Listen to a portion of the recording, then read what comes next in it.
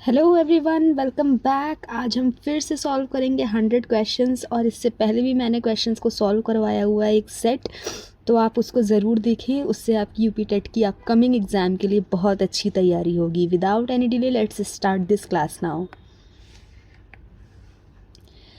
इस सेट को सॉल्व करने के कुछ इंस्ट्रक्शंस हैं, जैसे कि ये सेट 2 है तो आप इससे पहले का सेट 1 रिवाइज कर लेंगे। और इसमें एक क्वेश्चंस आएंगे जिसका आंसर आपको नेक्स्ट स्लाइड पे रहेगा, और प्लस इसमें 5 पॉइंट एक्सप्लेनेशन भी ऐड है। All questions are UP TET pattern only and PYQs based, जो कि आपके लिए बहुत ज़्यादा हेल्पफुल रहेंगे। और यहाँ पे history, geography, civics, economics all bilingually added है। Now, without any delay, this is the first question on the screen. Who wrote आइने अकबरी? आइने अकबरी किसने लिखी? Options are Birbal, Abul Fazal, Todarmal, Faizi. And the correct answer of this question is Abul Fazal. Abul Fazal ने आइने अकबरी और अकबरनामा की रचना की थी। वह अकबर के नवरत्नों में से एक थे। आइने Akbari was written by Abul Fazl, one of the Navratna 9 gems of Emperor Akbar. It is the third volume of Akbarnama, a detailed account of Akbar's administration actually. यहाँ पे मैंने नवरत्न के बारे में लिखा हुआ है, जैसे कि बीरबल, टोडरमल, अबुल फजल, फैज़ी, तानसेन, मानसिंह, अब्दुल रहीम, फ़कीर, आज़ियुद्दीन, मुल्ला दो पियाज़ा, ये सारे नवरत्न थे।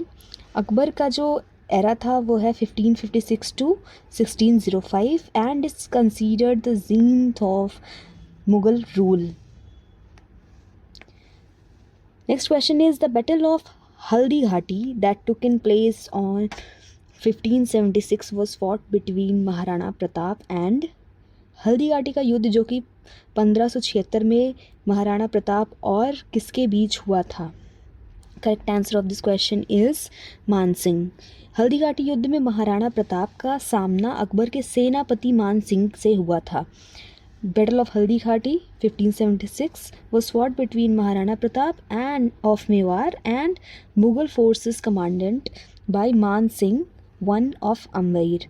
महाराणा प्रताप ट्रस्टेड हॉर्स चेतक, जिसके बारे में सबने सुना होगा, is legendary for his loyalty in this battle.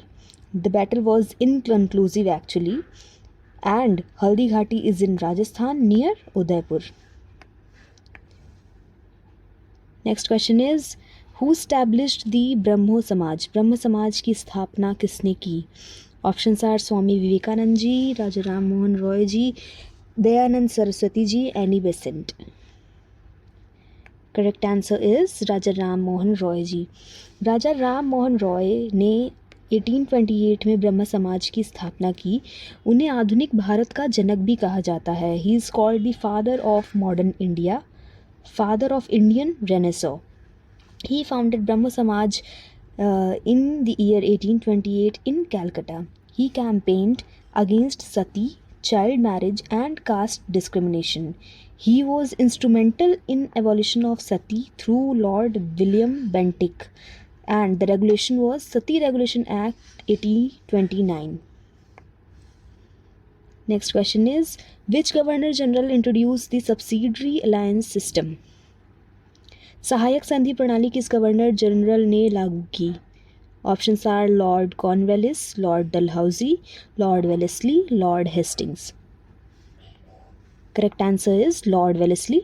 सहायक संधि प्रणाली लॉर्ड वेलेस्ली ने 1798 में शुरू की, जिससे भारतीय समाज राज्य ब्रिटिश नियंत्रण में आ गया। Subsidiary alliance was introduced by Lord Wellesley in 1798 to expand British control in India. Under this system, Indian rulers had to accept British troops and pay for their maintenance actually. The ruler could not form foreign alliances without British permission. And the first state जिसने accept किया था वो था हैदराबाद, जिसने 1798 में accept की थी. Then Mysore, Tanjore, Awadh also accepted the same. आप मुझे कमेंट्स में बताएं डॉक्ट्रिन ऑफ लैप्स किसने इंट्रोड्यूस की थी? The famous epic Mahabharata was composed by. Options are Valmiki, Tulsidas, Vedvyas, Kalidas. Mahabharata की रचना किसने की थी? Correct answer is Vedvyas ji. Mahabharata was composed by Maharishi Vedvyas, also known as Krishna Dwapayana. It is the world's longest epic poem, approximately 1 lakh verses. इसमें करीबन 1 लाख श्लोक हैं. The Bhagavad Gita is a part of Mahabharata in the Bhishma Parva. Ramayana was composed by Valmiki ji और रामचरितमानस तुलसीदास जी ने लिखी थी. Next question is the Swaraj party was founded by. Swaraj party की स्थापना किसने की?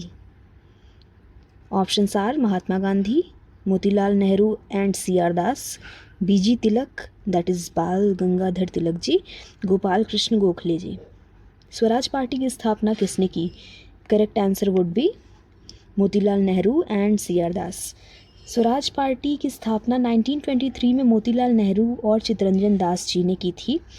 It was formed after the suspension of the non cooperation movement in 1922.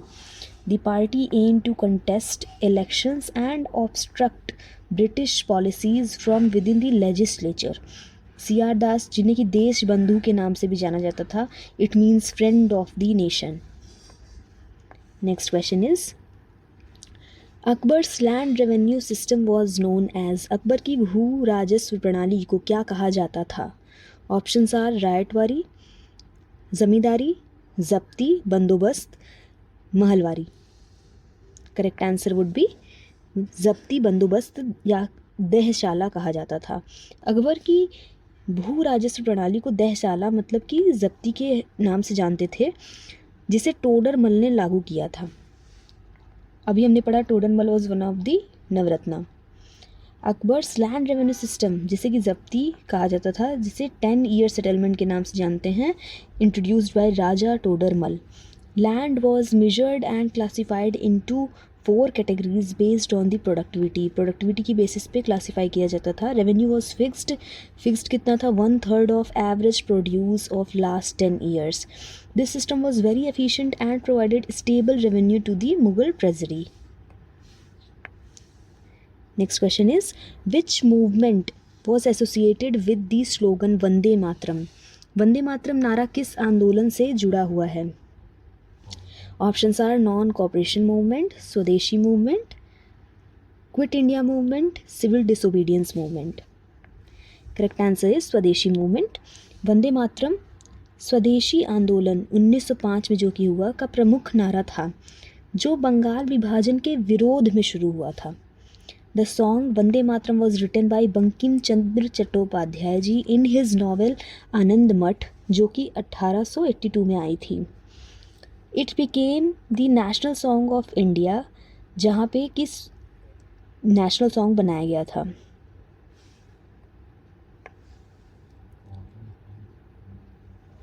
Next question is the Rowlatt Act 1919 was passed to.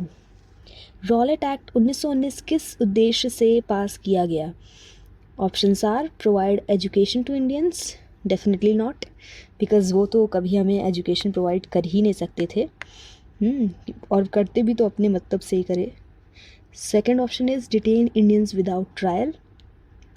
Give voting rights to Indian, definitely not. जो भी ऐसे positive statements हैं आप उनको एलिमिनेट कर सकते हैं.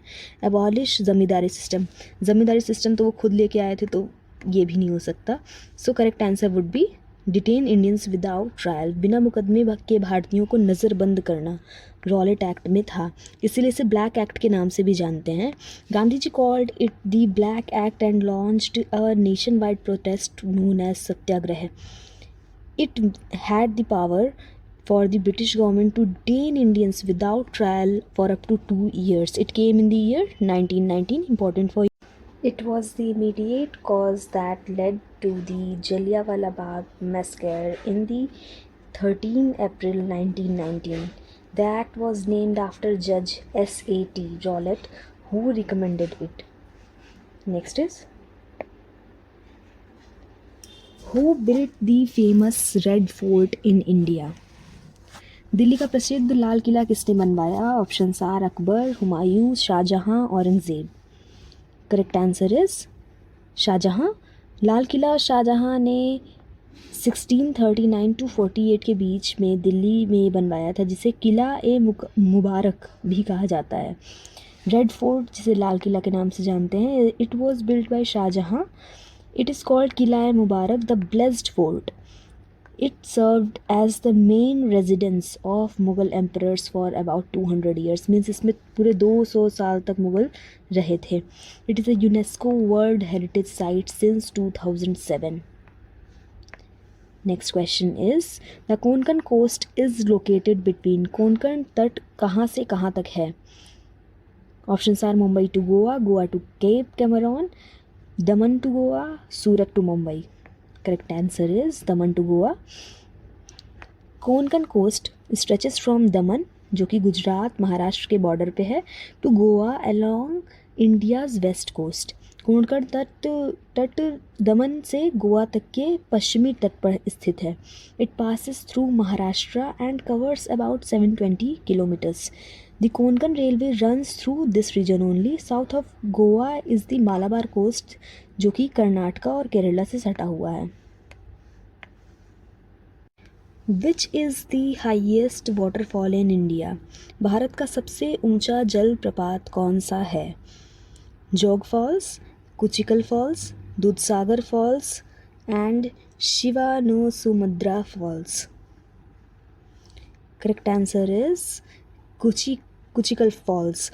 कुचिकल जलप्रपात. कुचिकल जलप्रपात 455 मीटर जिसकी हाइट है, कर्नाटका में है और ये भारत का सबसे ऊंचा जलप्रपात है. Kunchikal falls is located in Karnataka. इसकी आपको हाइट याद रखनी होगी, very important. 455 metre is the highest waterfall in India. It is formed by the Varahi river in Shimoga district, that is in Karnataka only. Jog falls जिसकी हाइट है 253 meter, also in Karnataka, was previously considered the highest, but it is actually the highest plunge waterfall. आपको question को ध्यान से पढ़ना होगा. अगर highest पूछेगा तो you will answer Kunchikal falls, and if it asks for the plunge then you need to answer it Jog falls. Dudhsagar fall की भी मैंने हाइट लिखी है. It is 310 metre and it is in Goa Karnataka border. Next question is, the strait of Malacca separates. Malacca जल डमरूमध्य किन्हें अलग करता है? India and Sri Lanka, Malay peninsula and Sumatra, Java and Bali, Philippines and Borneo. Correct answer of this question is Malay peninsula and Sumatra. Malay प्रायद्वीप और Sumatra. Malacca जल डमरूमध्य Malay प्रायद्वीप और सुमात्रा, जो कि इंडोनेशिया के बीच को स्थित करता है, के बीच स्थित है actually. Strait of Malacca separates the Malay peninsula, that is in Malaysia Thailand, from Sumatra, that is in Indonesia. It is one of the world's most important shipping lanes connecting the Indian Ocean to the Pacific. About 25% of the world trade passes through it only. Park Strait separates India from Sri Lanka. Sri Lanka basically जिससे India अलग है. This strait is known as Palk straight.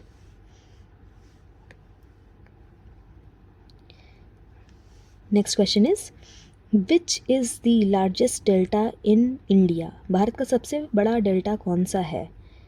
Options are Mahanadi delta, Krishna Godavari delta, Ganga Brahmaputra delta, Kaveri delta.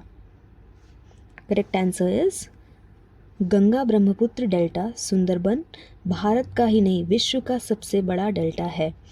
It covers about 80,000 square metre across West Bengal, India and Bangladesh. It is the world's largest mangrove forest.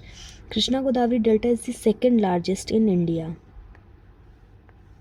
Next question is, the National Highway 1, according to old numbering I am asking it, connects. पुरानी संख्या के अनुसार राष्ट्रीय राजमार्ग 1 किन्हें जोड़ता था? Options are Delhi to Mumbai, Delhi to Amritsar, Delhi to Kolkata, Mumbai to Chennai. Correct answer is Delhi to Amritsar. Delhi से अमृतसर तक. पुरानी नंबरिंग में NH1 दिल्ली से अमृतसर तक था, जिसे ग्रैंड ट्रंक रोड का हिस्सा भी कहा जाता था. द ग्रैंड ट्रंक रोड, जिसे जीटी रोड के नाम से आप जानते हैं, was originally built by Sher Shah Suri in the 16th century. After 2010 renumbering, NH44 is now the longest highway. The Ring of Fire is associated with. Ring of Fire किससे संबंधित है? Correct answer of this question will be volcanic activity around Pacific Ocean. प्रशांत महासागर के चारों ओर ज्वालामुखी गतिविधि से संबंधित है. रिंग ऑफ फायर प्रशांत महासागर के चारों ओर ज्वालामुखी और भूकंप की पट्टी है. About 75% of the world's volcanoes and 90% of earthquakes occur here only. It stretches about 40,000 km in horseshoe shape. Countries in Ring of Fire are mainly Japan, Philippines, Indonesia, Chile, USA, Pacific Coast. Next question is, which Indian state shares the longest border with China? कौन सा भारतीय राज्य चीन के साथ सबसे लंबी सीमा साझा करता है? Options are Uttarakhand, Himachal Pradesh, Arunachal Pradesh, Sikkim. Correct answer of this question will be Arunachal Pradesh. Arunachal Pradesh चीन के साथ सबसे लंबी सीमा साझा करता है. Arunachal Pradesh shares the longest border with China among all Indian states. China claims Arunachal Pradesh as South Tibet. India disputes this claim. The McMahon Line 1914 forms the India-China border. India's border with China, line of actual control, that is LAC, is about 3488 km long. Exam tips I have also added, that is longest border with China forms Arunachal Pradesh McMahon line, जो कि India और China की border को divide करती है. Next question is, the sambar salt lake is located in which state? Sambar नमक झील किस राज्य में स्थित है? Gujarat, Rajasthan, Haryana, Punjab. Correct answer would B Rajasthan. Sambar नमक झील राजस्थान में जयपुर के पास स्थित है और भारत की सबसे बड़ी नमकीन पानी की झील है. Sambar salt lake in Rajasthan near Jaipur is the largest inland salt water lake in India. इसकी ट्रिक आप याद कर सकते हैं बिकॉज ऑफ यहाँ पे फ्लैमिंगो पाई जाती है और ये रामसर वेटलैंड साइट भी है. तो फ्लैमिंगो किताब एक CBSE बोर्ड की इंग्लिश की किताब थी, तो आप इस ट्रिक से इसको रिलेट करके याद रख सकते हैं कि फ्लैमिंगो बर्ड्स कहाँ पे पाई जाती हैं. They are found in Sambhar lake. About 8.7% of India salt production comes from Sambhar lake. It is situated between Jaipur, Nagaur and Ajmer district. It is largest salt water inland lake and the largest fresh water lake अगर पूछा जाए तो वो है Wular lake, जो कि Jammu and Kashmir में है. और लार्जेस्ट लगून है चिलिका, जो कि उड़ीसा में है. Next question will be, the Himalayan range that lies between the Himadri and Shivalik called. Himadri और शिवालिक के बीच की हिमालय श्रेणी को क्या कहते हैं? Options are Zanskar range, Ladakh range, Himachal Pradesh और lesser Himalayas, Karakoram range. Correct answer would be Himachal और lesser Himalayas. Himalayas have 3 parallel ranges mainly, that are Himadri, Greater Himalayas, Himachal, Lesser Himalayas and Shivalik, Outer Himalayas. Himadri महान हिमालय जिसे कहते हैं और शिवालिक के बीच हिमाचल लघु हिमालय है. Important ranges in Himachal are Pir Panjal, Dhauladhar, Mussoorie range. Mussoorie lesser Himalayas में ही लाई करता है. Shivalik is the southern most and youngest range. सबसे यंगेस्ट है Shivalik. Himadri is the northernmost and the highest. Next question will be, which river is called the Dakshin Ganga? Ganga of the south किस नदी को कहते हैं? Krishna, Godavari, Kaveri, Mahanadi. Correct answer would be Godavari. Godavari river is also called the Dakshin Ganga of the south, और बृहद गंगा के नाम से जानते हैं, that is old Ganga. It is the longest river in peninsular India, about 1465 kilometre. It originates from Triambakeshwar, Nasik, Maharashtra and drains into the Bay of Bengal. It passes through Maharashtra, Telangana and Andhra Pradesh. Which schedule of the Indian Constitution contains the list of 22 official languages? भारतीय संविधान की किस अनुसूची में 22 आधिकारिक भाषाओं को की सूची है? Options are 6th, 7th, 8th and 11th schedule. कौन सा शेड्यूल है वो? Correct answer would B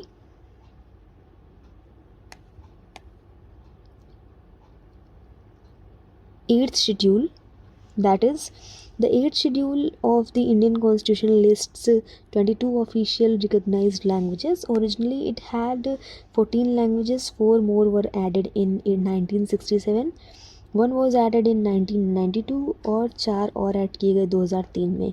This is very important for you. I would recommend you all to just note it down.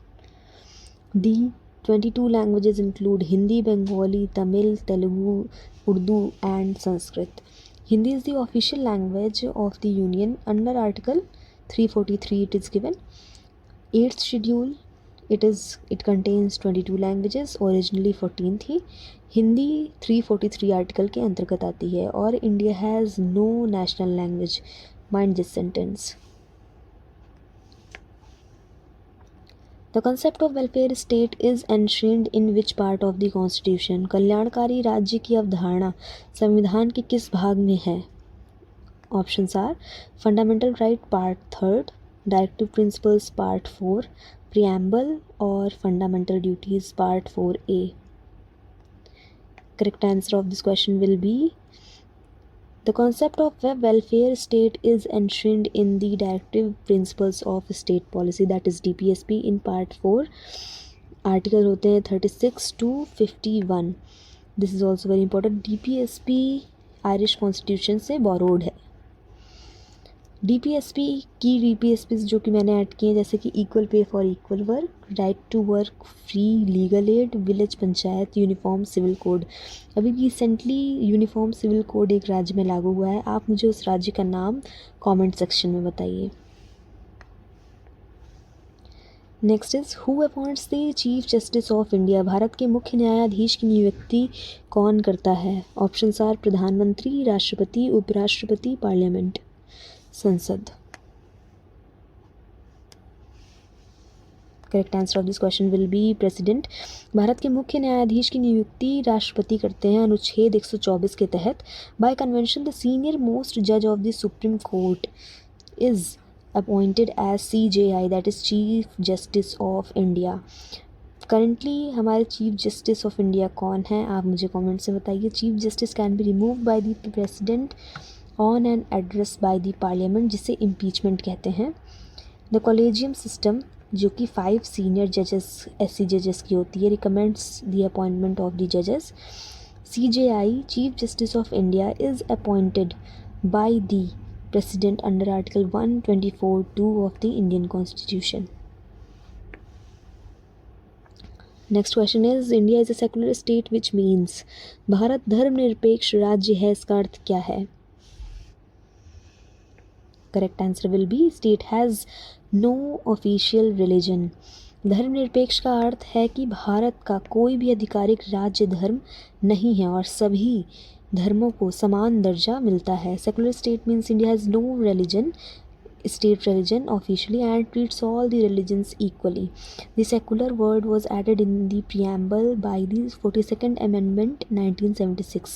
42nd Amendment 1976 के तहत इसको add किया गया था इस शब्द को. The state neither promotes nor discriminates against any religion. Article 25 to 28 guarantees freedom of religion. और ये हमारा फंडामेंटल राइट है कि फंडामेंटल ड्यूटी है कि DPSP है, ये आप मुझे बताइए.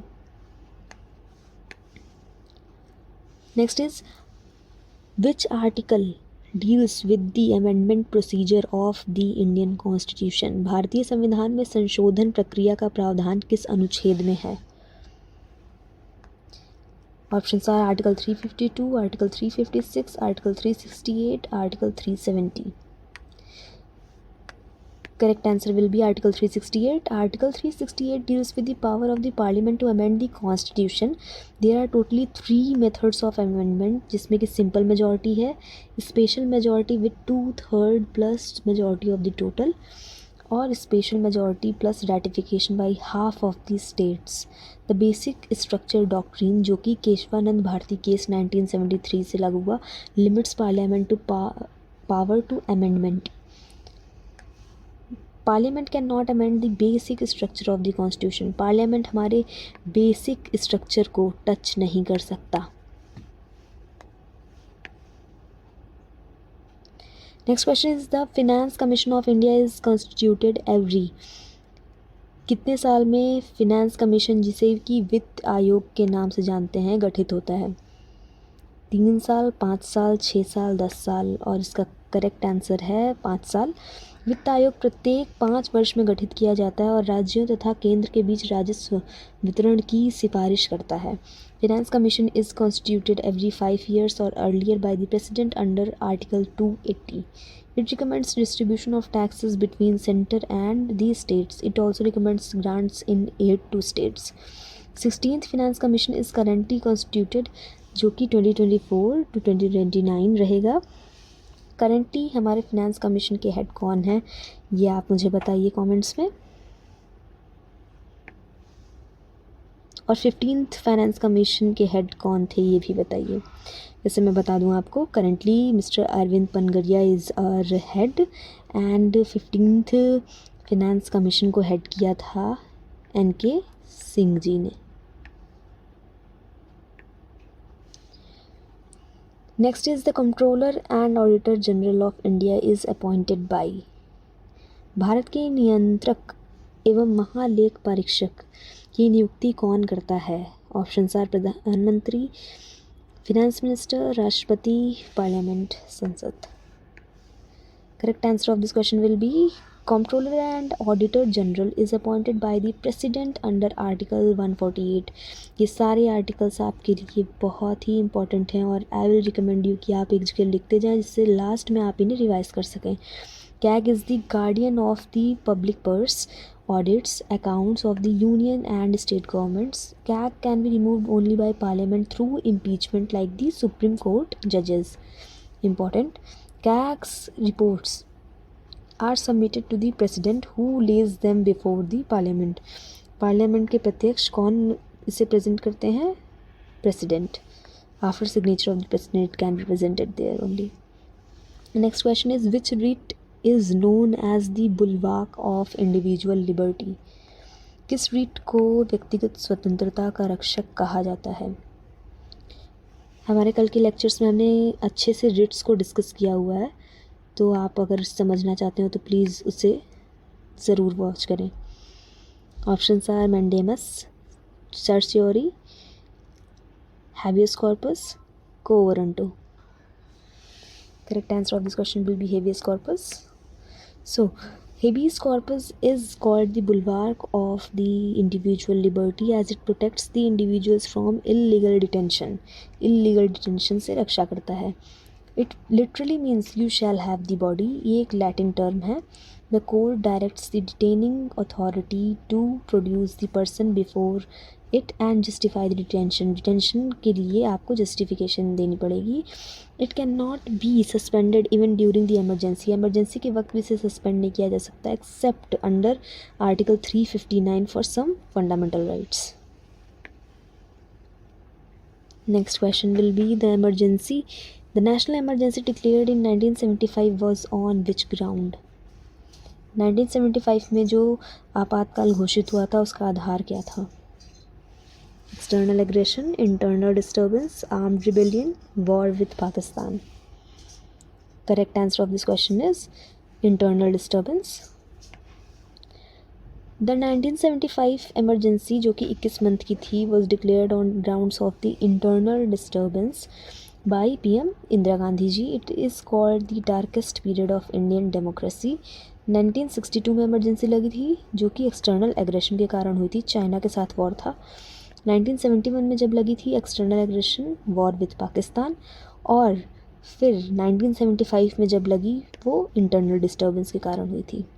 44th अमेंडमेंट 1978 के तहत internal disturbance with armed rebellion as a ground of emergency से रिप्लेस कर दिया गया है। मीन्स इंटरनल डिस्टर्बेंस को आर्म्ड रिबेलियन से रिप्लेस कर दिया गया है। Next question is under article 356 the president's rule in a state can continue for a maximum of. अनुच्छेद 356 के तहत किसी राज्य में राष्ट्रपति शासन अधिकतम कितने समय तक रह सकता है? ऑप्शंस आर 6 महीने, 1 साल, 2 साल, 3 साल। Correct answer of this question will be 3 साल. President rule comes under the article 356 can last initially for 6 months. It can be extended up to a maximum of 3 years with parliament's approval every 6 months. After 1 year, extension requires either a national emergency or election difficulty. The 44th Amendment 1978 added safeguards against misuse of Article 356. सो राष्ट्रपति शासन सामान्यतः 6 महीने के लिए ही होता है, लेकिन संसद की मंजूरी से अधिकतम 3 वर्ष तक चलाया जा सकता है। Next question is what is disguised unemployment? प्रच्छन्न बेरोजगारी से आप क्या समझते हैं? No work at all, work but no wages, more workers than needed, marginal productivity is 0, that is MP is equal to 0, unemployment due to seasonal changes. Correct answer is more workers than needed, marginal productivity is 0. So disguised unemployment occurs when more workers are employed than actually needed. Marginal productivity of labor is actually 0. It is common in Indian agriculture actually. Removing some workers won't reduce the output. Seasonal unemployment is when workers have no work in off season. Off season में जब काम नहीं होता है तो उसे seasonal unemployment के नाम से जाना जाता है। प्रच्छन्न बेरोजगारी होती है जब जहाँ पे एक व्यक्ति की ज़रूरत है और वहाँ पे 5 लोग काम कर रहे हों, और 5 लोग जितना काम कर रहे हों उतना ही वो एक व्यक्ति भी काम कर रहा हो, तो वहाँ पे चाहे 1 रख लें आप, चाहे 5 रख लें, आउटपुट आपको वही आना है, सेम। तो यहाँ पे जो हो रहा है वो है डिस्गाइज्ड अनएम्प्लॉयमेंट। और सीजनल से आपका मतलब हो गया कि ऑफ सीज़न में आपके पास काम ना हो, that is seasonal unemployment. Frictional unemployment है जब आप एक जॉब से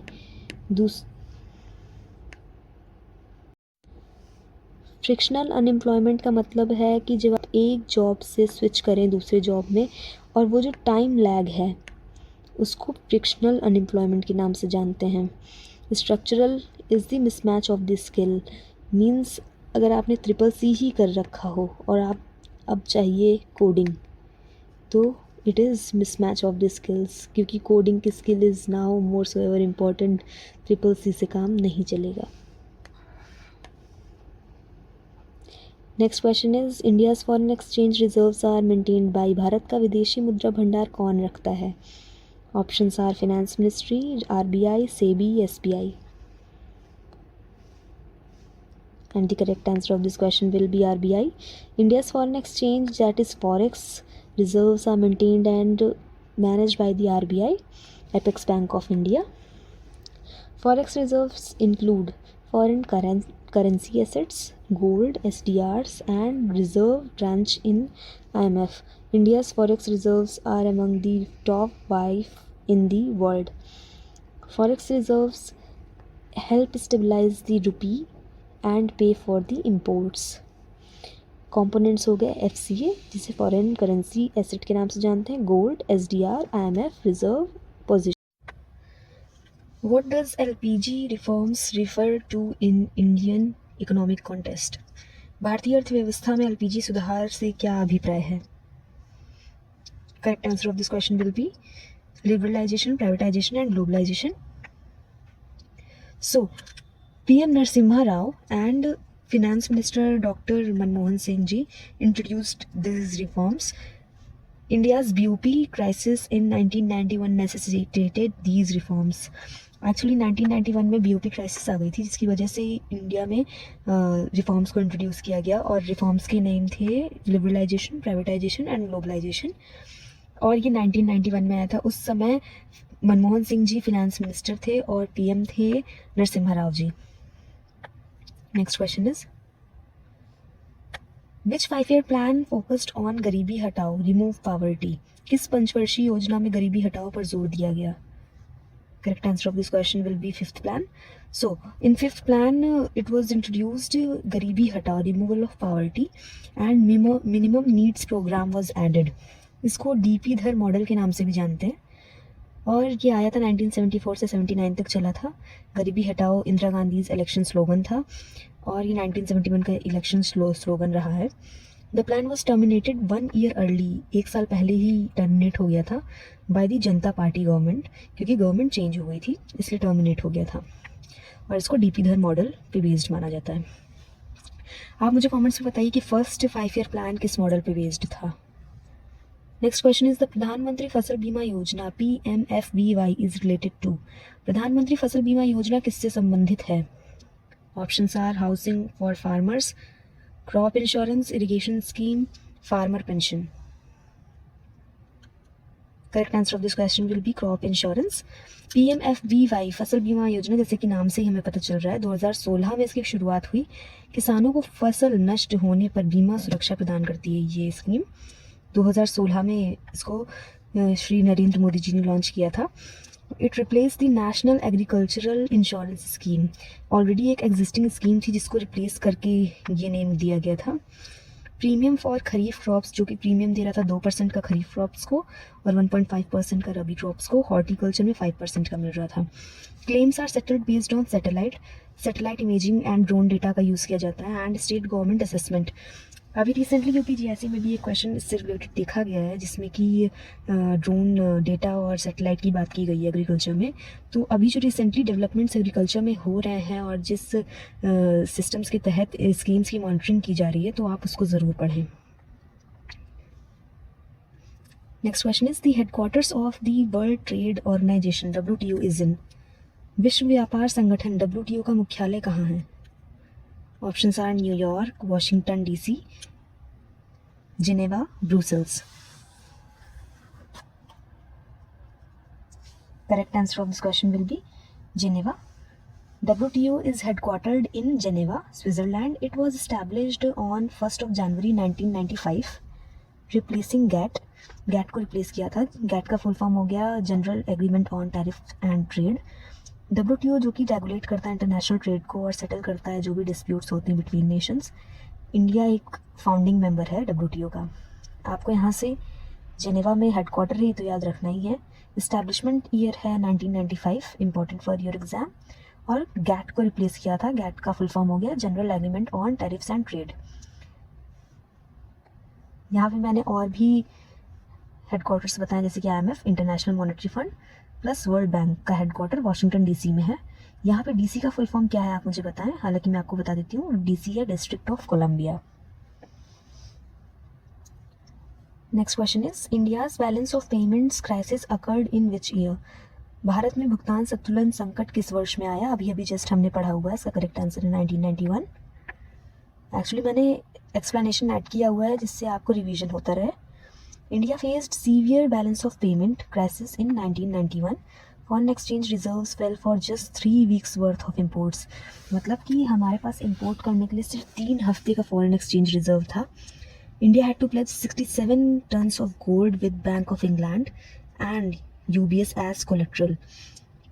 UBS को रखा गया था और 67 tons of gold bank of England से मिला था। This led to the LPG reforms, liberalization, privatization, globalization। PM Narasimha Rao ji थे और finance minister Manmohan Singh ji. This is one of the very historic budget presented by Dr. Manmohan Singh जी।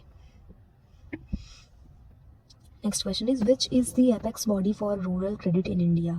भारत में ग्रामीण ऋण के लिए शीर्ष संस्था कौन सी है? Options are RBI, SBI, NABARD, SIDBI.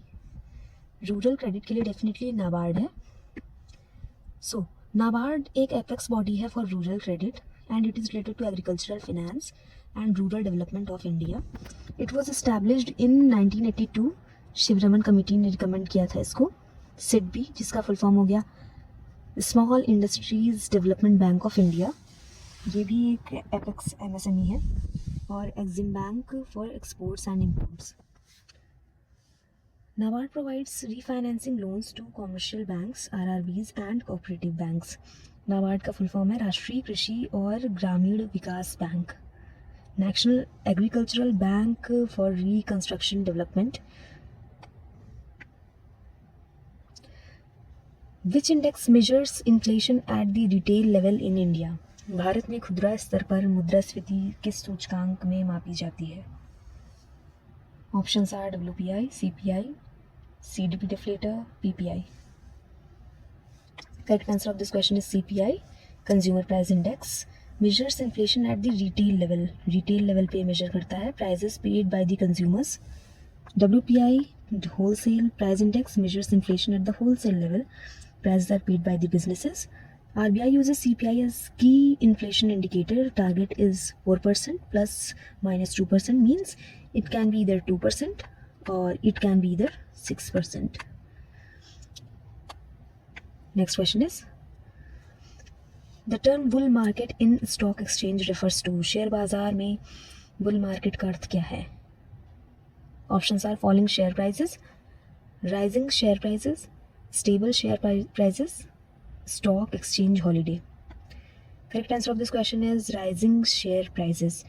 bull market का अर्थ है rising stock prices, investor optimism and economic growth expected. इसका just opposite है bearish market. It means falling of stock prices by 20% or more. Pessimism, जो कि optimism का opposite है, economic slowdown expected. BSE यानी कि Bombay Stock Exchange got established in 1875, is Asia's oldest stock exchange. NSE, National Stock Exchange, launched the Nifty 50 index. BSE has Sensex and it has around 30 companies into it. Additional point से भी आप questions देख सकते हैं, तो इनको go through कर लीजिएगा. PDF आपको रिक्वायर्ड है तो मुझे कमेंट सेक्शन में बताइए. Next question is the Lucknow pact 1916 was signed between. Lucknow समझौता 1916 में किन के बीच हुआ था. Correct answer is INC and Muslim League. Lucknow समझौता 1916 में भारतीय राष्ट्रीय कांग्रेस और मुस्लिम लीग के बीच संयुक्त संवैधानिक मांगों के लिए हुआ था.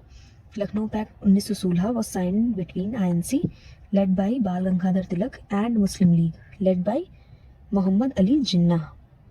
It aimed for Hindu-Muslim unity to demand self-government from the British.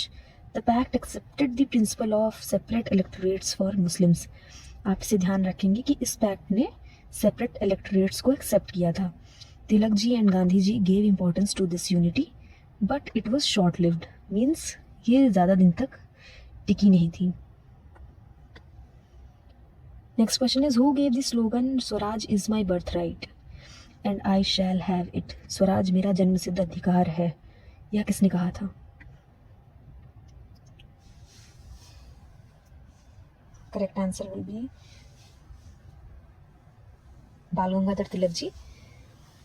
बाल गंगाधर तिलक gave this slogan, Swaraj is my birthright and I shall have it. He is called Lokmanya, respected by the people and father of Indian unrest by British. He used Ganesh Chaturthi and Shivji festivals for mass mobilization. In festivals का use mass mobilization के लिए वो करते थे. He founded the newspapers named Kesari Marathi and Maharata in English. Swaraj is my birth right Tilak ji ने दिया था. Do और डाई गांधी जी ने दिया था. जय हिंद बोस सुभाष चंद्र बोस जी ने. इनकलाब जिंदाबाद by Bhagat Singh ji. Next question is, I hope आपका रिवीजन प्रॉपरली हो रहा है. The Indian independence act was passed in, definitely everyone knows this, so it is 1947. It was passed in on British parliament में पास हुआ था 18 जुलाई 1947 को. और it created 2 independent dominions, India and Pakistan, from 15 August 1947. क्या आपको पता है पाकिस्तान का इंडिपेंडेंस डे कब होता है, मुझे कमेंट्स में बताइए. The act terminated British paramountcy. Lord Mountbatten presented the Mountbatten Plan, June 3rd plan for the partition. Next question is, the Constituent Assembly of India was set up under. Bharat की संविधान सभा किस योजना के तहत स्थापित हुई? Options are Cripps Mission 1942, Cabinet Mission Plan 1946, Mountbatten Plan 1947, Wavell Plan 1945. सो भारत की संविधान सभा किस योजना के तहत स्थापित हुई? Correct answer would B cabinet mission plan 1946. संविधान सभा का गठन कैबिनेट मिशन योजना 1946 के तहत हुआ था. The constituent assembly of India was established under the cabinet mission plan 1946. It first met on, ये पहली बार कब मिले थे? 9 दिसंबर 1946 को. Doctor Sachchidanand Sinha ji, he was the temporary chairman then permanent नियुक्ति हुई थी डॉक्टर राजेंद्र प्रसाद जी की. He was elected permanent president of the constituent assembly. And BN Rao, ये क्वेश्चन बहुत ज़्यादा रिपीटेड है एंड आपके लिए ये इम्पोर्टेंट है. BN Rao was the constitutional adviser who drafted the initial version. यहाँ से इसको आपको डेफिनेटली मार्क कर लेना है और अपनी कॉपीज़ में नोट कर लीजिए इसको. Next, who is considered the father of the Indian constitution? भारतीय संविधान की जनक कौन है? Correct answer would be doctor BR Ambedkar ji. Doctor BR Ambedkar ji को भारतीय संविधान का जनक कहा जाता है. He also served as India's first law minister. He was the chairman of the drafting committee of the Constituent Assembly. He converted to Buddhism along with followers on 14 October 1956. आप में से किनको पता था कि ये बुद्धिज़्म में कन्वर्ट हुए थे? Next question is, which is the eastern most state of India? Bharat का सबसे पूर्वी राज्य कौन सा है?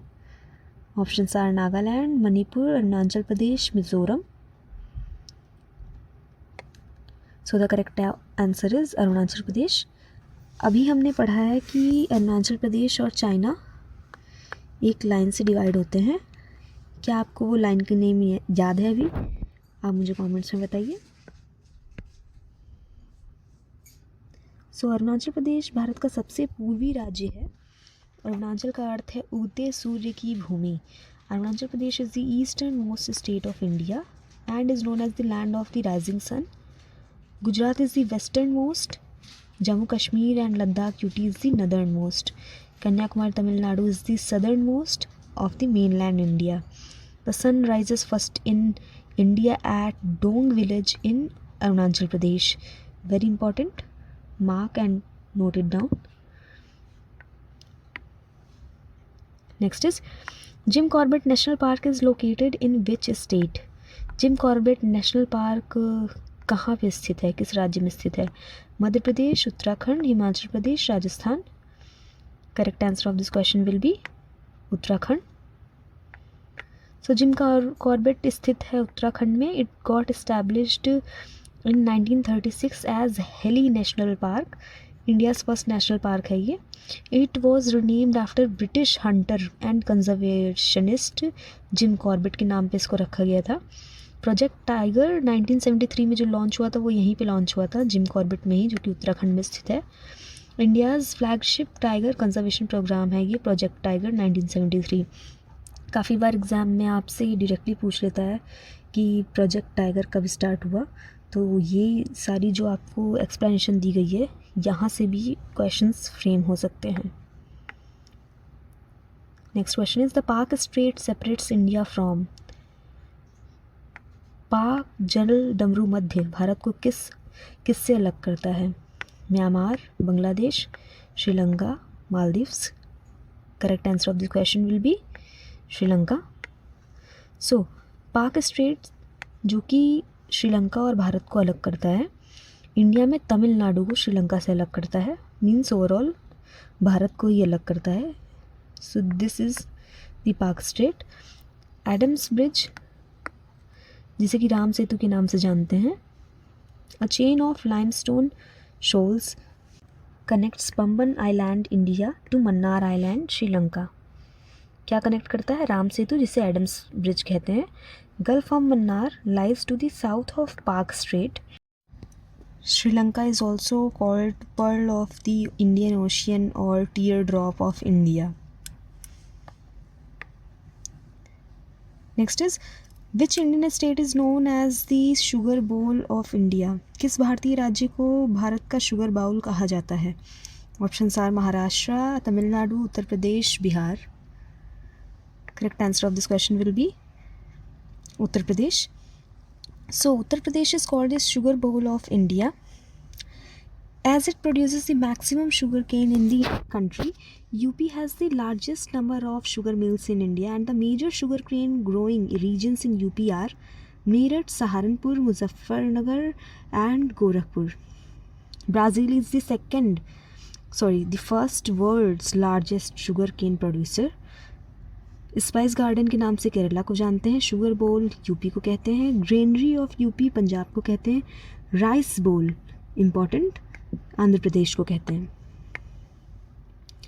Next question is, the latitude passing through the southern most point of India main land is approximately. Bharat की मुख्य भूमि के सबसे दक्षिणी बिंदु कन्याकुमारी पर अक्षांश है। Correct answer of this question will B 8 degree 4 north. Kanyakumari Tamil Nadu Bharat की मुख्य भूमि का सबसे दक्षिणी बिंदु है, जो 8 डिग्री 4 ईस्ट पे नॉर्थ में उत्तरी अक्षांश पर स्थित है। And India's latitudinal extent is this to 37 degree 6 north. India's longitudinal extent is 68 degree 7 east to 97 degree 25 east. The southern most point of India including islands is Indra Point in Andaman and Nicobar island. Indira Col के नाम से किसे जानते हैं आप, ये मुझे comments में बताइए। इंदिरा कोल और इंदिरा पॉइंट क्या अलग अलग हैं या एक ही हैं, आप मुझे बताइए। Next is, the term cabinet in Indian polity refers to. भारतीय राजनीति में कैबिनेट से क्या तात्पर्य है? All ministers in the government, senior ministers who attend cabinet meetings, only the prime minister, parliament and the president together. Correct answer of this question will be senior ministers who attend the cabinet meetings. Cabinet meeting जो attend करते हैं वरिष्ठ मंत्री, उनको cabinet ministers के नाम से जानते हैं। काउंसिल ऑफ मिनिस्टर्स कहते हैं all the ministers, cabinet minister including ministers of state plus the deputy ministers. Cabinet is a smaller body within the council of ministers. Constitution में council of minister term use किया गया article 74 में, और cabinet एक convention है। Next is, which constitutional body overseas the election in India. Election Bharat में कौन सी संवैधानिक निकाय के अंतर्गत आता है? And the correct answer of this question will be election commission. Election commission के अंतर्गत आता है। चुनाव आयोग एक संवैधानिक निकाय है जो कि अनुच्छेद 324 में वर्णित है और जिसमें सभी चुनावों की देखरेख करता है। Election commission of India ECI is a constitutional body under article 324 that superintends, directs and controls all elections. It was established on 25 January 1950। National voters day के नाम से मनाते हैं। इम्पॉर्टेंट फॉर यू, 25 जनवरी 1950, जिसे कि नेशनल वोटर्स डे के नाम से मनाते हैं। Correctly, it has a chief election commissioner and 2 election commissioners. The ECI, that is election commission of India, conducts elections for the Lok Sabha, Rajya Sabha, state assemblies and office of parliament या VP vice president के लिए elections कराती है। Next is the concept of zero hour in parliament से आप क्या समझते हैं? संसद में शून्यकाल से क्या अभिप्राय है? The parliament start session, time immediately after the question hour for urgent matters, night session of parliament, time when parliament is not in session. Correct answer of this question will be time immediately after the question hour for urgent matters only. 0 hour is the time immediately after the question hour के बाद ये आता है, which ends at 12 noon पे end हो जाता है in the parliament. Members can raise matters of urgent public importance without prior notice. It is not mentioned in the rules of procedure. It is an Indian parliamentary innovation. And the question hour lies from the 11 a.m. to 12 noon. 0 hour lies from 12 noon onwards. Means question hour के बाद आता है 0 hour. Next question is the ombudsman concept in India is also known as. Bharat में लोकपाल लोकायुक्त की अवधारणा को क्या कहते हैं? Options are vigilance commission, CAG, controller and audit general, CBI central bureau of investigation, Lokpal and Lokayukta. जैसा कि यहाँ पे लोकपाल और लोकायुक्त से ही आप आंसर को डेफिनेटली गेस कर लेंगे. So the correct answer will be Lokpal and Lokayukta. Lokpal central और लोकायुक्त स्टेट में होते हैं. Are the ombudsman institutions in India to investigate corruption complaints. The concept was proposed by the first administrative reforms commission जो कि 1966 में आया था. Lokpal and Lokayukta act was passed in 2013 में पास हुआ था. Justice Pinaki Chandra Ghosh was the first Lokpal of India appointed in 2019. Important for you, Justice Pinaki Ghosh. Next question is which article of the Constitution defines money bill? Money bill किस अनुच्छेद के अंदर परिभाषित है? Correct answer will be Article 110 में परिभाषित है. Article 110 विधेयक मनी बिल को परिभाषित करता है. A bill relating to taxation, government borrowings, expenditure from the Consolidated Fund of India. Money bills can only be introduced in the Lok Sabha, not Rajya Sabha. Rajya Sabha can only suggest amendments. Lok Sabha may or may not accept them. The Speaker of the Lok Sabha certifies a bill as a money bill के नाम से. The decision is final. कौन decision final करता है? The Speaker of the Lok Sabha. Next question is which organization publishes the World Development Report? विश्व विकास report कौन प्रकाशित करता है? Options are UNDP, IMF, World Bank, WTO. Correct answer of this question will be world bank. World bank प्रकाशित करता है. World development report is published annually by world bank. World bank headquarter that is in Washington DC. DC का full form district of Columbia. IMF का headquarter अभी हमने पढ़ा Washington DC, same building में ही है actually. World bank focuses on the long term economic development and poverty reduction. IMF focus करता है मॉनेटरी स्टेबिलिटी पे और बैलेंस ऑफ पेमेंट्स पे. Next is the term open market operation refers to. खुला बाजार परिचालन से क्या अभिप्राय है? RBI buying and selling government securities to control money supply. So the correct answer is this only. Open market operations RBI buying और selling government securities in the open market to regulate money supplies. सरकारी प्रतिभूतियों को खुले बाजार में खरीद कर या बेच कर मुद्रा आपूर्ति को नियंत्रण करता है. कौन करता है? RBI. The apex body of India that is reserve bank of India buys securities, money supply increases. Expansionary policy के तहत सिक्योरिटीज़ को खरीदता है जिससे कि मनी सप्लाई बढ़ जाता है मार्केट में. आरबीआई बेच देता है सिक्योरिटीज़ को और मनी सप्लाई डिक्रीज़ हो जाती है जिसे कि कॉन्ट्रैक्शनरी मनी पॉलिसी के नाम से जानते हैं. आरबीआई बेसिकली मॉनेटरी पॉलिसी को हैंडल करता है. RBI manages the monetary policy in India. इसके और भी टूल्स हैं जैसे कि repo rate, reverse repo rate, CRR, SLR, bank rate. It is a monetary policy tool used by the RBI. Which is the monetary policy tool? OMO. Next is what is repo rate. Repo rate से आप क्या समझते हैं? Options are rate at which RBI lends to commercial banks, rate at which banks lends to customers, rate at which commercial banks lend to RBI, rate of return of government bonds. Correct answer of this question will be A, that is rate at which RBI lends to commercial banks. RBI lend करता है commercial banks को.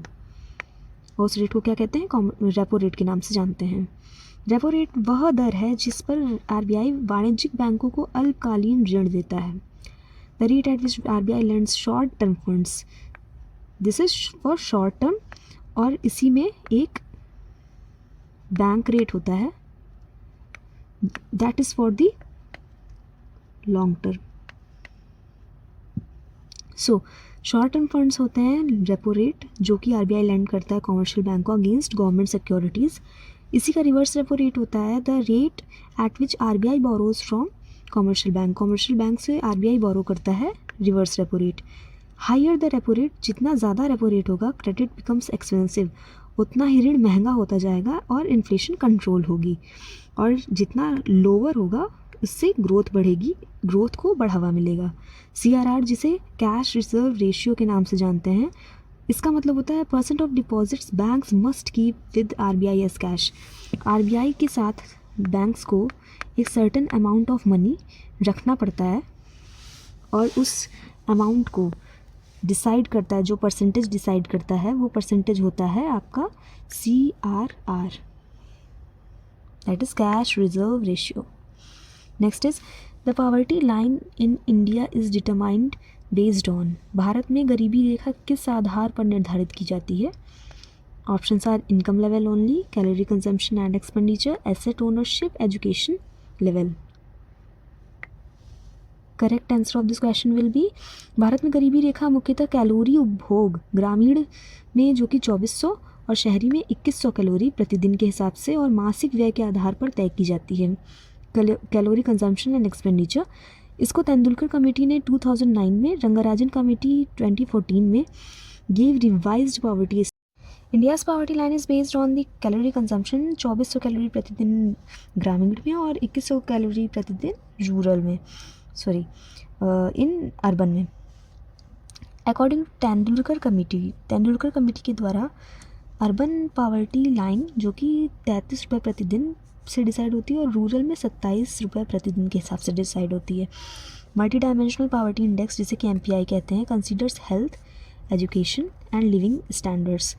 आपको indexes के name दे करके पूछ लेते हैं कि इनमें से कौन सा है और कौन सा नहीं है, तो आपको ये इंडेक्सेस बेसिकली याद रखने होंगे अपने एग्ज़ाम के लिए। Next is which scheme provides health insurance to poor families under Ayushman Bharat. Ayushman Bharat के तहत गरीब परिवारों को स्वास्थ्य बीमा कौन सी योजना देती है? RSBY, ESIC, CGHS, प्रधानमंत्री जन आरोग्य योजना।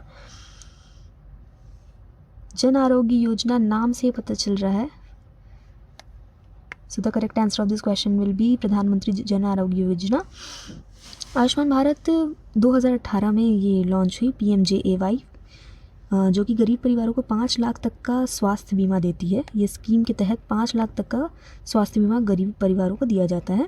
PMJAY, प्रधानमंत्री Jan Arogya Yojana, launched in September 2018 and is a health insurance component of Ayushman Bharat. It provides 5 lakh per family per year for secondary and tertiary hospitalization. It covers about 10 crore poor and vulnerable families, 50 crore beneficiaries. It is the world's largest government-funded health insurance scheme. Next is the first Buddhist council was held at। प्रथम बौद्ध संगीति परिषद कहाँ आयोजित हुई? Options are Vaishali, Pataliputra, Rajgriha, Kashmir. Correct answer of this question will be Rajgriha में हुई। प्रथम बौद्ध संगीति राजगृह बिहार 483 ईसा पूर्व में हुई, जिसकी अध्यक्षता महाकश्यप ने की थी। फर्स्ट, यहाँ पे मैंने पूरे बुद्धिस्ट काउंसिल को लिख दिया है एक्चुअली, आप इनमें से किसी से भी एक क्वेश्चन देख सकते हैं। फर्स्ट हो गया आपका राजगृह में, सेकंड हुआ वैशाली में। फर्स्ट राजगृह में हुआ chaired by Mahakashyap, second Buddhist council Vaishali में हुई और थर्ड हुई पाटलिपुत्रा में और फोर्थ हुई कश्मीर में। कश्मीर में कनिष्क ने किया और थर्ड वेरी इंपॉर्टेंट अशोका ने किया। Next is who was the founder of the Mughal emperor in India. Bharat में मुगल साम्राज्य की स्थापना किसने की? Options are Humayun, Akbar, Babur, Timur. Correct answer of this question will be Babur. Babur ने 1526 में पानीपत की प्रथम लड़ाई में इब्राहिम लोदी को हराकर मुगल साम्राज्य की स्थापना की। Babur founded the Mughal emperor after defeating Ibrahim Lodi at the first battle of Panipat in 1526. He was a descendant of Taimur on his father's side and Genghis Khan on his mother's side. Babur introduced the use of gunpowder and artillery. इसी से ये जीते थे actually. His autobiography, जिसे कि बाबरनामा कहते हैं, तुज़ु के बाबरी कही जाती है. It is a classic world literature. Next question is the Pune Pact 1932 was signed between. Poona समझौता 1932 किसके बीच हुआ? And the correct answer of this question will be Gandhi and B.R. Ambedkar ji. Poona समझौता 1932 में महात्मा गांधी जी और डॉक्टर B.R. अम्बेडकर जी के बीच दलितों के लिए सीटों के प्रश्न पर हुआ. Gandhi fasted against the communal award, separate electorates for depressed classes Dalits announced by British PM Ramsay MacDonald. The pact abandoned separate electorates for Dalits but gave them reserved seats in joint electorates. It gave reserved seats for depressed classes in provincial legislatures. So basically ये Poona pact 1932 में sign हुआ गांधी जी और अम्बेडकर जी के बीच में. The Simon commission 1927 में was boycotted because. किस लिए बॉयकॉट किया गया था साइमन कमीशन को 1927 में? क्यों बहिष्कार किया गया था? वॉज इट टू एक्सपेंसिव और there were no Indian members in it, और it was headed by a general, और option D it recommended division of India. Correct answer of this question will be it had no Indian members actually. Simon commission में एक भी भारतीय मूल का कोई था ही नहीं actually. Simon Commission 1927 was boycotted because it had no Indian member. All 7 were the British only. It was headed by Sir John Simon. Indians protested and said, "Simon, go back" के नारे लगे थे. लाला लाजपत राय, he was injured and he also died later on. Police की लाठी charge के दौरान ही उनकी मृत्यु हो गई थी. Next is the Champaran Satyagraha 1917 में was Gandhi's first Satyagraha in India and it is related to. जो कि चंपारण का 1917 का पहला सत्याग्रह है गांधी जी का, वो किससे संबंधित है? Salt tax, indigo farmers exploitation, land revenue protest, mills workers right. Correct answer of this question will be indigo farmers exploitation. So indigo farmers exploitation के लिए ये किया गया था actually. British planters forced peasants to grow indigo on the 3/20 of the land under the tinkathia system. Gandhi successfully abolish the tinkathia system. Kheda सत्याग्रह जो कि 1918 में गुजरात में हुआ, और चंपारण सत्याग्रह 1917 में किया गया गांधी जी के द्वारा, और ये इनका पहला सत्याग्रह था. इसके बाद खेड़ा में हुआ, और इसको आप याद रख सकते हैं, क्रोनोलॉजी में भी पूछा जा सकता है. ये हुआ था लैंड टैक्स के लिए, और ये हुआ था इंडिगो कल्टीवेशन के लिए बिहार में. अहमदाबाद स्ट्राइक 1918 में हुई, इसके बाद खेड़ा सत्याग्रह के बाद हुई, और ये हुई थी मिल वर्कर्स वेजेस के लिए. Next question is the Deccan traps were formed by. Deccan trap का निर्माण कैसे हुआ? Options are river sedimentation, glacial activity, volcanic eruptions, wind erosion. And the correct answer of this question will be volcanic eruption. Deccan Trap का निर्माण volcanic eruption से हुआ है, ज्वालामुखी से हुआ है actually. The lava flows created the Deccan Plateau and characteristic black soil. Black soil में क्या, कौन सी कॉटन, मैंने आंसर बता दिया, कॉटन उगाई जाती है. ये कॉटन के लिए बहुत अच्छी मानी जाती है ब्लैक सॉइल, जिसे कि रेगुर मिट्टी के नाम से जानते हैं. The Deccan traps cover about 5 lakh square meter across Maharashtra, Gujarat, Madhya Pradesh, Karnataka, और इन्हीं रीजन्स में हम कॉटन की भी खेती देखते हैं जो कि ब्लैक सॉइल पे होती है. Next is the Siachen glacier is located in. Siachen का ग्लेशियर कहाँ स्थित है? Uttarakhand, Himachal Pradesh, Ladakh, Arunachal Pradesh. Correct answer of this question will be Ladakh में स्थित है. Siachen is located in the Karakoram range in Ladakh. It is the world's second largest non polar glacier and it is the longest in the Karakoram range. It has been under the Indian military control since operation Meghdoot. Meghdoot operation के बाद से 1984 के बाद से Indian military के control में है actually. और Nubra river originates from Siachen glacier only. Nubra river जो है वो सियाचिन ग्लेशियर से ही उत्पत्ति होती है उसकी. Next is which one of the following passes is located in Himachal Pradesh. निम्नलिखित में से कौन सा दर्रा हिमाचल प्रदेश में है? Nathu La, Zoji La, Rohtang, Lipulekh.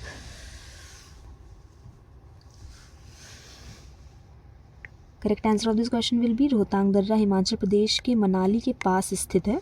Rohtang pass 3978 metre is located in Himachal Pradesh near Manali on the Manali Leh highway.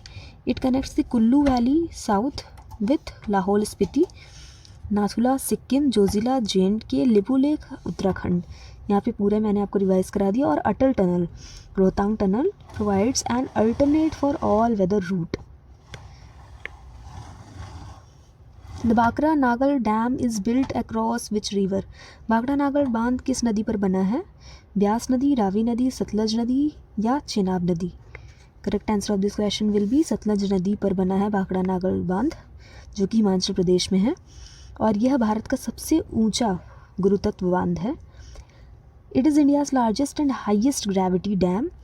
Jawaharlal Nehru called it the new temple of India. अब न्यू टेम्पल ऑफ इंडिया से हम आप समझ सकते हैं कि किसी मंदिर की बात हो रही है, बट नहीं, न्यू टेम्पल ऑफ इंडिया कहा जाता है बाकरा नागल डैम को. किन्होंने कहा था? जवाहरलाल नेहरू जी ने कहा था.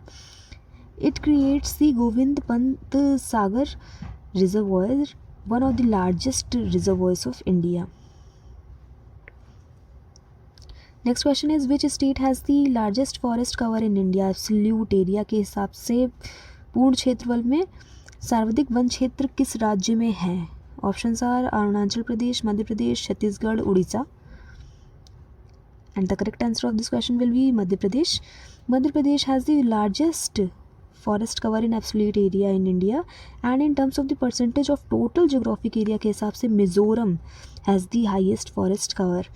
India's total forest and tree cover about 24.62% और total geographical area का as per FSI 2021 रिपोर्ट के अनुसार.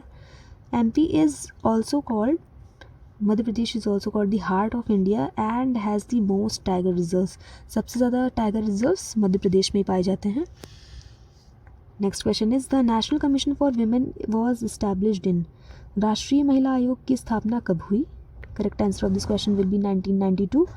राष्ट्रीय महिला आयोग NCW 1992 में इसकी स्थापना हुई. और एक्ट था NCW, national commission for women act 1990 के तहत स्थापना हुई. It is a statutory body, not constitutional, under the Ministry of Women and Child Development. It reviews constitutional and legal safeguards for women and recommends amendments. Chairperson is appointed by the central government. Next question is which is the largest irrigation canal system in India. Bharat की सबसे बड़ी सिंचाई नहर प्रणाली कौन सी है? Options are Indira Gandhi canal, Buckingham canal, upper Ganga canal, Sirhind canal. And the correct answer of this question will be Indira Gandhi canal. Indira Gandhi canal पूर्व में राजस्थान नहर जिसे कहा जाता था, भारत की सबसे बड़ी सिंचाई नहर है. It originates from Harike barrage, Confluence of this Sutlej और ब्यास रिवर का कॉन्फ्लुएंस है इन पंजाब, वहाँ से ये हरिके बैरेज से ओरिजिनेट होती है. And it passes through, Rajasthan से पास होती है, bringing water to the Thar desert area में पानी इसी के तहत आता है. इसकी टोटल लेंथ है 650 kilometer with a network of 9000 plus kilometer. इसका नेटवर्क 9000 किलोमीटर से भी लंबे क्षेत्रफल में फैला हुआ है. Next question is the biological diversity act in India was enacted in. Bharat में जैव विविधता अधिनियम किस वर्ष बना? ऑप्शंस आर 1999, 2002, 2005 और 2010. And the correct answer of this question will be 2002 में बना. जैव विविधता अधिनियम, biological diversity act was enacted in 2002 और ये पारित कब हुआ? 2004 में लागू हो गया था. Came into force in 2004. It implements India's obligations under the convention on biological diversity CBD act 1992. National biodiversity authority NBA was set up under this act only. India is a mega diverse country, one of 17 mega biodiversity countries in the world. Next is the Operation Flood was related to. Operation Flood किससे संबंधित है? Options are flood control in Bihar, wheat production, milk production, fish farming, and the correct answer of this question will be milk production or dairy development. So operation flood जो कि 1970 से 1996 तक रहा, it was the India's white revolution, a rural development program for dairy development के लिए था. It was launch by the national dairy development board NDDB अंडर doctor Verghese Kurien. इन पे बहुत ज़्यादा क्वेश्चंस आते हैं, तो ये नेम आपको डेफिनेटली याद रखना है, important for you. Doctor Verghese Kurien को वाइट रेवोल्यूशन का फादर माना जाता है और मिल्क मैन ऑफ इंडिया कहा जाता है इनको. It made India the world's largest milk producer by 1990s. Next is Pradhan Mantri Ujjwala योजना प्रोवाइड्स. प्रधानमंत्री उज्ज्वला योजना क्या प्रदान करती है?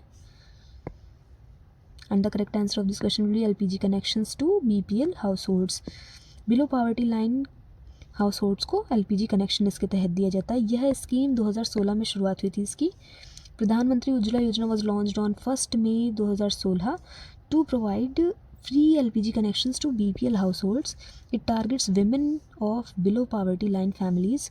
इसकी एम है to shift from biomass kerosene to clean cooking fuel. PM Modi launched it from Ballia Uttar Pradesh. इसे लॉन्च कहाँ से किया गया था? इस स्कीम को लॉन्च किया गया था बलिया से. Next is which article of the constitution deals with the right to life and personal liberty. जीवन और व्यक्तिगत स्वतंत्रता का अधिकार संविधान के किस अनुच्छेद में है? Options are article 14, article 19, article 21, article 25.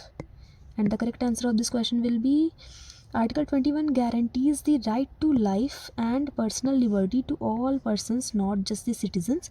No person shall be deprived of life or personal liberty except according to the procedure established by the law. Supreme Court has expanded Article 21 को expand किया गया है, जिसमें कि included हैं right to livelihood, health, education, environment, privacy, etc. मतलब right to privacy किसके अंतर्गत आता है? आर्टिकल 21 के अंतर्गत ही आता है. And it was declared one of the fundamental right under article 21 2017 में. किस केस के तहत इसको डिक्लेयर किया गया था? पुट्टा स्वामी केस के तहत राइट टू प्राइवेसी को एक फंडामेंटल राइट घोषित कर दिया गया था 2017 में. Next is the Beti Bachao Beti Padhao scheme was launched in. Beti Bachao Beti Padhao योजना कब शुरू हुई? Options are 2012, 2013, 2015. D is 2017. And the correct answer of this question will be 2015 में लॉन्च हुई बेटी बचाओ बेटी पढ़ाओ योजना, जो कि PM मोदी जी ने ही लॉन्च की थी. पानीपत हरियाणा से इसको शुरू किया गया था. एक्चुअली हरियाणा में गर्ल्स का रेट काफ़ी कम है, इस वजह से इस स्कूल को यहाँ से लॉन्च करने का एक ये भी मोटो था कि वहाँ पे गर्ल चाइल्ड को बढ़ावा मिले. It addresses the declining child sex ratio and promotes girl child education. Initially launched in 100 districts. Initially 100 districts में लॉन्च किया गया था जहाँ पे लोवेस्ट चाइल्ड सेक्स रेशियो था. It is a joint initiative of the ministries of WCD, that is Women and Child Development, Health and Education Department. Next is which UN body declared 2023 as the International Year of Millets. संयुक्त राष्ट्र की किस संस्था ने 2023 को अंतर्राष्ट्रीय millet वर्ष घोषित किया? डेफिनेटली मिलेट से रिलेटेड है, तो FAO आंसर हो जाएगा. खाद्य और कृषि संगठन ने घोषित किया. संयुक्त राष्ट्र महासभा ने भारत के प्रस्ताव पर FAO की सिफारिश को से 2023 को अंतर्राष्ट्रीय मिलेट वर्ष घोषित किया. मिलेट्स में आते हैं bajra, jowar, ragi, and it is called Shri Anna in India. India is the world's largest producer of millets. Millets are nutritious and drought resistant and climate smart crops. इन्हें श्री अन्न के नाम से जानते हैं. Next question is the famous battle of Tarain, जो कि 1191 and 1192 में लड़ी गई. ये किसके बीच युद्ध हुआ था? Correct answer of this question will be Prithviraj Chauhan and Mohammad Ghori. Tarain का प्रथम युद्ध 1191 में हुआ पृथ्वीराज चौहान ने मोहम्मद गोरी को हरा दिया था और इसी का तराइन का द्वितीय युद्ध 1192 में हुआ, जिसमें कि गोरी ने पृथ्वीराज को हराकर दिल्ली सल्तनत की नींव रख ली थी। First battle of Tarain 1191, second battle of Tarain 1192। Prithviraj Chauhan ने पहले गोरी को डिफीट किया था और फिर पृथ्वीराज चौहान को डिफीट कर दिया था मोहम्मद गोरी ने। इसी ने इस्टेब्लिश किया था मुस्लिम रूल नॉर्थ इंडिया में। This led to the foundation of the Delhi sultanate. Tarain is located in the present day Haryana में लोकेटेड है। Next is which Indian state has the highest number of district. किस भारतीय राज्य में सर्वाधिक जिले हैं? Correct answer of this question will be Uttar Pradesh में सर्वाधिक हैं। Presently it is total 75। UP is also the most populous state and MP has total 55 district. Maharashtra में 36 हैं, राजस्थान में 50 हैं। UP sends the maximum number of MPs to the Lok Sabha. Total 80 MPs UP से चयनित होकर के जाते हैं। Who was the first Muslim ruler to sit on the throne of Delhi? Delhi की गद्दी पर बैठने वाला पहला मुस्लिम शासक कौन सा था? Correct answer of the question will be Qutbuddin Aibak. Qutbuddin Aibak became the first Muslim ruler of Delhi in 1206, founding the slave dynasty को फाउंड किया था। He was a former slave of Mohammad Ghori who later became an independent ruler। क्योंकि मोहम्मद गोरी आया था और लूट करके वापस चला गया था और अपना स्लेव छोड़ के चला गया था, जो कि था Qutubuddin Aibak. He started construction of the Qutub Minar का कंस्ट्रक्शन स्टार्ट किया था, लेकिन इसको कंप्लीट इल्तुतमिश ने किया था। इसकी पोलो खेलते हुए चौगान जिसे कहते थे लाहौर में डेथ हो गई थी इन 1210। Next is which article of the Indian constitution provides for reservation in jobs for SC/ST। भारतीय संविधान का कौन सा अनुच्छेद SC/ST के लिए नौकरियों में आरक्षण प्रदान करता है? Correct answer of this question will B अनुच्छेद 16। अनुच्छेद 16 यह प्रोवाइड करता है equal opportunity in public employment। 16(4) allows reservation of backward classes। 15(4) provides for reservation in education for SC, ST and OBC, जिसे कि मंडल कमीशन 1980 में इन्होंने रिकमेंड किया था। 27% रिजर्वेशन फॉर OBCs इम्प्लीमेंट हुआ था 1990 से। Indira Sahni case 1992 cap total reservation of 50% with some exceptions.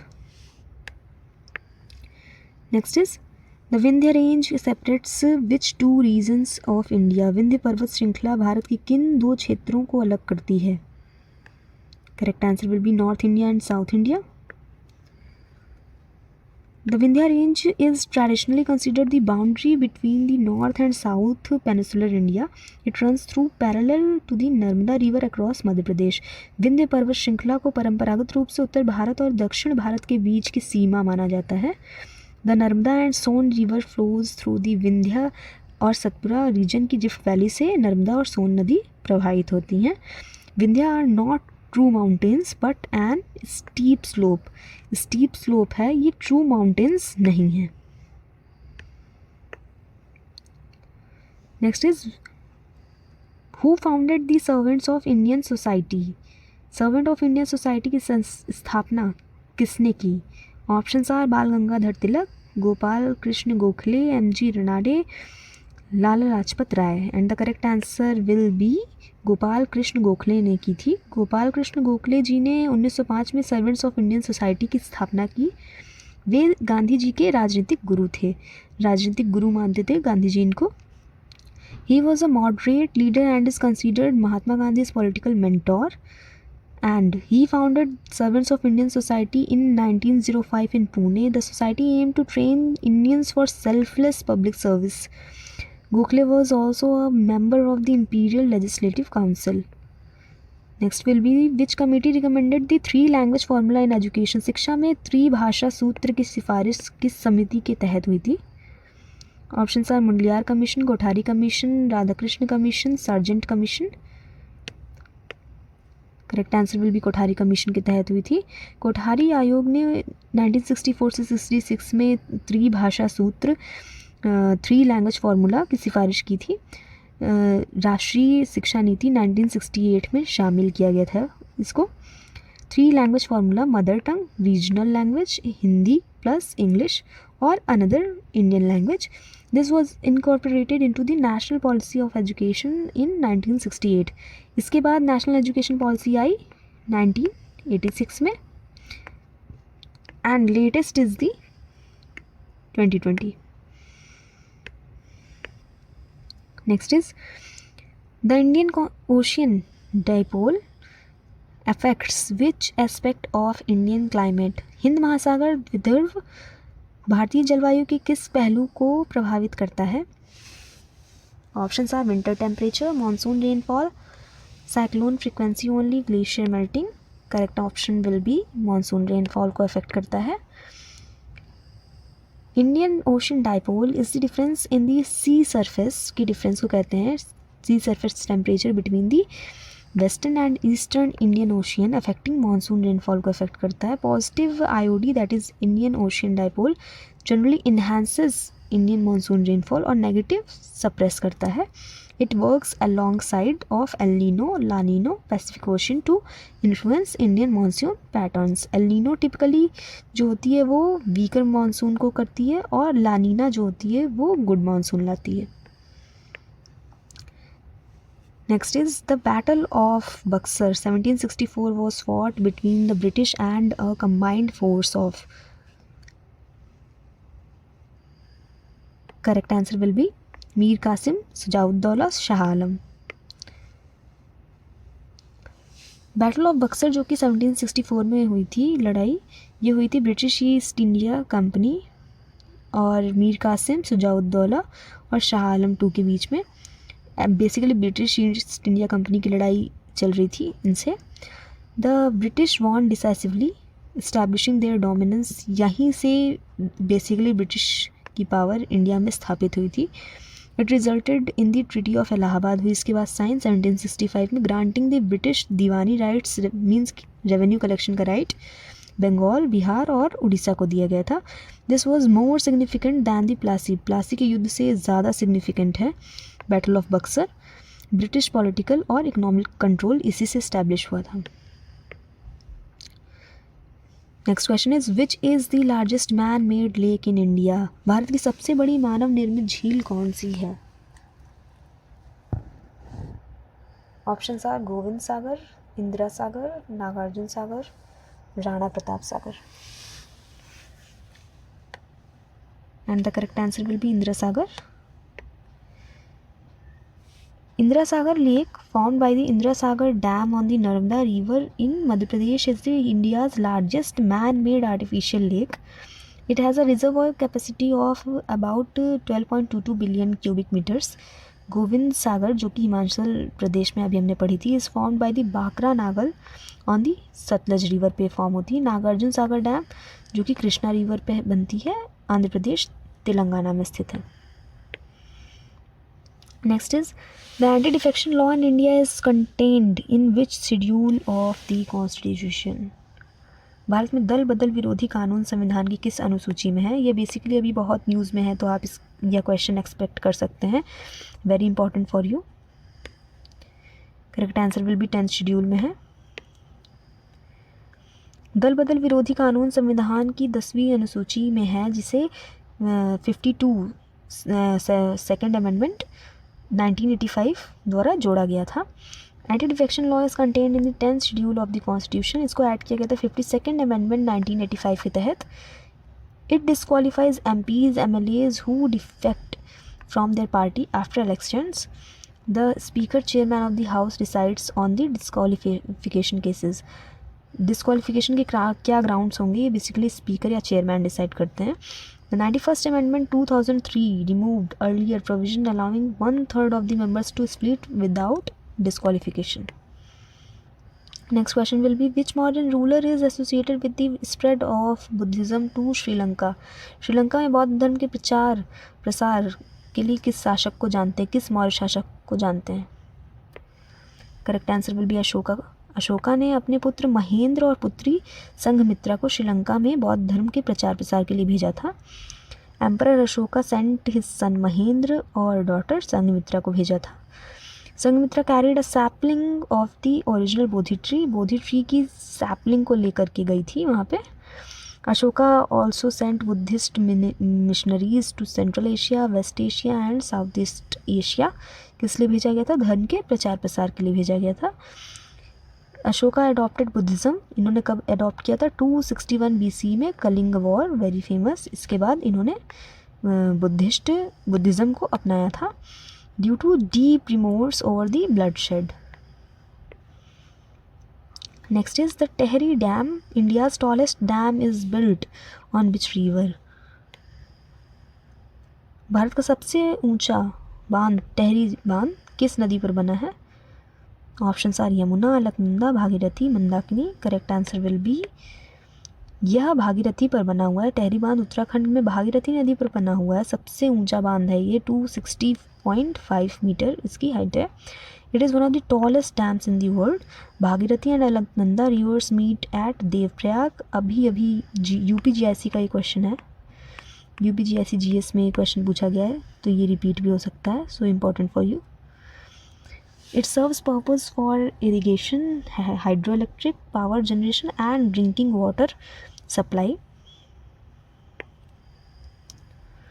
Who was the first women Prime Minister of India? Bharat की पहली महिला प्रधानमंत्री कौन थी?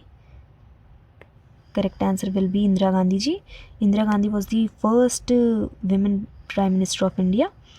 इनका कार्यकाल था 1966 से 77 तक एंड देन 1980 से 1984 तक। She was the daughter of the India's first PM Jawaharlal Nehru ji. She led India during the 1971 war with Pakistan, जिसमें कि बांग्लादेश का क्रिएशन हो गया।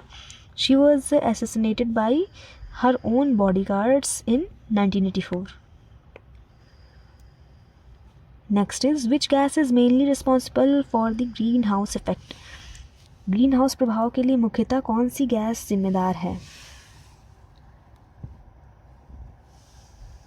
Correct answer will be carbon dioxide. Carbon dioxide is primarily greenhouse gas responsible for trapping heat and causing greenhouse effect. Other greenhouse gases हैं जैसे कि methane, nitrous oxide और water vapour. The greenhouse effect leads to global warming and climate change. Kyoto protocol sign हुआ था 1997 में and Paris agreement in 2015. It aims to reduce greenhouse gas emission globally. Next will be the salt Satyagraha is also known as, नमक सत्याग्रह को अन्य किस नाम से जाना जाता है? Correct answer of this question will be Dandi march. Dandi march के नाम से जाना जाता है। नमक सत्याग्रह को दांडी मार्च भी कहा जाता है, जो कि 1930 में सविनय अवज्ञा आंदोलन का हिस्सा था। Gandhi ji walked 385 kilometre from Sabarmati Ashram to Dandi to break this salt law and it is one of the part of the civil disobedience movement. The march took 24 days, जो कि 12 मार्च टू 6 अप्रैल 1930 तक था. It inspired similar Satyagraha across India, including women's participation in large number. इसमें women participation बहुत ही large number में देखा गया था. Next will be which is the highest civilian award in India? Bharat का सर्वोच्च नागरिक सम्मान कौन सा है? डेफिनेटली भारत रत्न है. Bharat Ratna is India's highest civilian award instituted in 1954. Doctor Sarvepalli Radhakrishnan, C Rajagopalachari, CV Raman were among the first recipients of Bharat Ratna. Order है सबसे पहले भारत रत्न, फिर पद्म विभूषण, फिर पद्म भूषण, फिर पद्मश्री मिलता है. और ये पोस्ट थ्योमसली मीन्स मरणोपरांत भी दिया जाता है. And it is not restricted to Indian citizen. ये सिर्फ इंडियन सिटीजन तक ही रिस्ट्रिक्टेड नहीं है. एक्चुअली ये नेल्सन मंडेला जी को भी दिया गया था 1990 में. Next question is the government of India act 1935 provided for. Bharat सरकार अधिनियम 1935 का क्या प्रावधान था? Correct answer of this question will B provincial autonomy. Bharat सरकार अधिनियम 1935 ने प्रांतीय स्वायत्तता प्रदान की और अखिल भारतीय संघ का प्रस्ताव रखा था. Government of India act 1935 introduce provincial autonomy, abolishing dyarchy in provinces. It proposed an all-India federation which never came into effect actually. It is considered the main source blueprint of the Indian Constitution का ये main source कहा जाता है. About 75% of the provisions were borrowed from here. It introduced separate electorates for depressed classes, women and labor के लिए separate electorates यहाँ पे लागू हुए थे. Next question will be which river valley project is a joint venture of Punjab, Haryana and Rajasthan. कौन सी नदी घाटी परियोजना पंजाब, हरियाणा और राजस्थान की संयुक्त परियोजना है? Bhakra Nangal dam, Hirakud, Damodar valley, Tungabhadra. Correct answer of this question will be Bhakra Nagal Dam.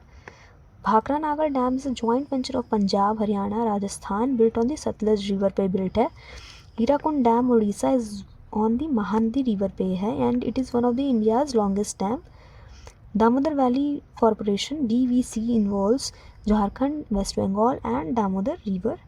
Tungabhadra dam जो है वो है joint project of the Karnataka and Andhra Pradesh government. Next is which A article empowers parliament to form new states or alter boundaries of existing states. नए राज्यों के गठन या मौजूदा राज्यों की सीमाओं में परिवर्तन की शक्ति संसद को किस अनुच्छेद से मिलती है? Options are article 1, article 2, article 3, article 4. And the correct answer of this question will be article 3 के तहत मिलती है.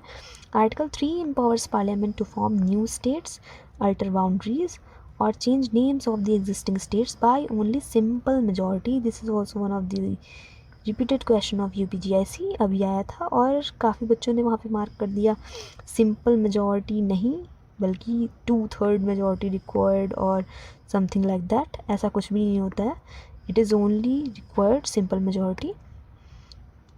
Next is the gateway of India in Mumbai was built to commemorate. Mumbai की गेटवे ऑफ इंडिया किस अवसर पर बनवाया गया था? Visit of King George V and Queen Mary. Correct answer will be visit of King George V and Queen Mary. Gateway of India was built to commemorate these visits to Mumbai in 1911. It was designed by the architect George Whitted in Indo-Saracenic style. Construction was completed in 1924. Ironically, it also became the site from which the last British troops left in India in 1948. इस marathon का last question है आज. Which is the most important kharif crop of India in terms of production? उत्पादन की दृष्टि से भारत की सबसे महत्वपूर्ण खरीफ फसल कौन सी है? Options are wheat, rice, gram, mustard. Correct answer of this question will be चावल. राइस. चावल भारत की प्रमुख खरीफ फसल है जो कि जून जुलाई में बोई जाती है और सितंबर अक्टूबर में काटी जाती है. खरीफ और रबी क्रॉप्स में बहुत कंफ्यूजन रहती है बच्चों को. तो खरीफ क्रॉप्स जो हैं are sown with the onset of monsoon, मतलब जून जुलाई में लगाई जाती हैं और हार्वेस्ट की जाती हैं सितंबर से अक्टूबर के बीच में. और rice one of the kharif crop है. रबी क्रॉप्स जो हैं वीट, ग्राम और मस्टर्ड, इन्हें अक्टूबर या दिसंबर में बोया जाता है और हार्वेस्ट किया जाता है मार्च अप्रैल में. West Bengal is largest producer of rice in India. So with this question we have come to end of this marathon. I would request you all to please like, share and subscribe and please watch all the previous lectures for better preparation. इसी के तहत आपने set complete कर लिया है. यहाँ पे एक कोट लेकर के आई थी मैं. The expert in anything was once a beginner. So expert बनने के लिए हमेशा लगे रहिए. धीमे धीमे धीमे धीमे पढ़ते पढ़ते आप भी एक्सपर्ट हो जाएंगे एक दिन. सो पढ़ते रहिए, खुश रहिए, स्वस्थ रहिए and signing off. See you in the next one.